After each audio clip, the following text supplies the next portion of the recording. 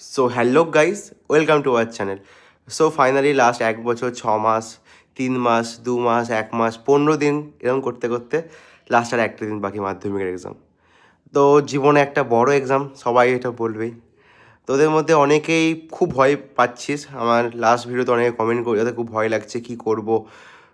অনেক কিছু তো পড়িনি, কিছু কিছু একটা পড়ে যাচ্ছি, যেগুলো আর পড়িনি ওগুলো কী করব। ওকে, অনেকে খুব চাপ খাচ্ছিস, অনেকে হয়তো বন্ধু তোদেরকে কল করে বলছে আরে এইবারটা পড়েছিস ওইবারটা পড়েছিস, হচ্ছে এরকম। অনেকে হয়তো তো রিলেটিভ বলছে জীবনে বড় এক্সাম, খুব ভালো করে দিস, খুব ভালো হবে। অনেকে হয়তো অনেক এক্সপেকটেশন নিতে বসে রয়েছে তোর প্রতি। আমি একটা সত্যি কথা বলি, মাধ্যমিক এক্সাম হ্যাঁ লাইফ একটা ইম্পর্টেন্ট এক্সাম, বাট এমন এক্সাম না যে এক্সামটা তো অলওয়েজ কাজে লাগবে। আচ্ছা তুই যে কোনো এক্সাম ক্র্যাক করতে চান না কেন, যেই বল, নিট বল, ডাব্লিউবি যেই বল, ইউপিএসসি এক্সাম বল কেনা, ঠিক আছে, খুব বেশি কাজে লাগে না। ওকে, কিছু কিছু এক্সামে জাস্ট তোকে বোর্ডসের মার্কস লাগে, একটা মিনিমাম একটা মার্কস লাগে।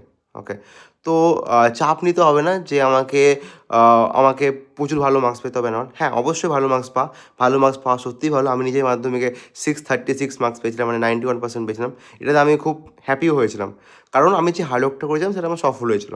তো সবসময় মনে রাখবি লাইফে প্রতিটা মুহূর্তে আমাকে হার্ডওয়ার্ক করতে হবে। তুই যদি মনে করিস আজকে আমি মাধ্যমিকে খুব ভালো নাম্বার পেয়ে গেছি মানে খুব বড় হুনু হয়ে গেছি, আমি যে নিট ক্র্যাক করে দিয়েছি, তুই একদম ভুল ভাবছিস।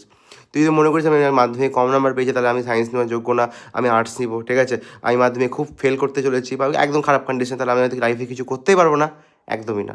ঠিক আছে, লাইফে প্রতিটা মুহূর্তে হার্ডওয়ার্ক করা ইম্পর্টেন্ট।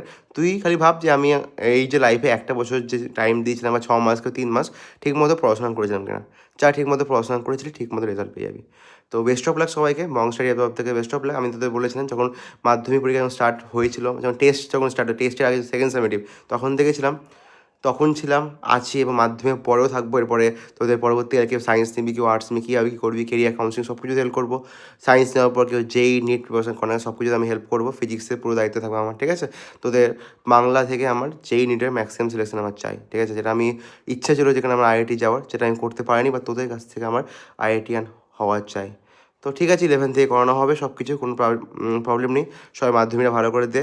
আর মাত্র একটা দিন বাকি রয়েছে, কিছু ভুল করিস না, অ্যাডমিট কার্ড ঠিক মতো নিয়ে যাস, যা যা ডকুমেন্টস বলেছি ডকুমেন্টস ঠিকঠাক নিয়ে যাস। খুব কম কথা বল বন্ধুর সাথে, যা যা পড়েছিস নিজের প্রতি কনফিডেন্ট থাক, যা পড়েছিস সেটা কনফিডেন্স খুব বেশি ইম্পর্টেন্ট। যদি কনফিডেন্স যদি না থাকে, নিজের মধ্যে যে হিম্মত হেরে যাস, যদি ভয় লাগে, তাহলে কিন্তু এক্সাম কিন্তু খারাপ করে আসবে। কনফিডেন্ট থাক, যা পড়েছিস ওখান থেকে মাধ্যমিক কোশ্চেন আসবে, খালি এটাই খালি মাথায় রাখ, ঠিক আছে। So thank you for watching, tata, bye by.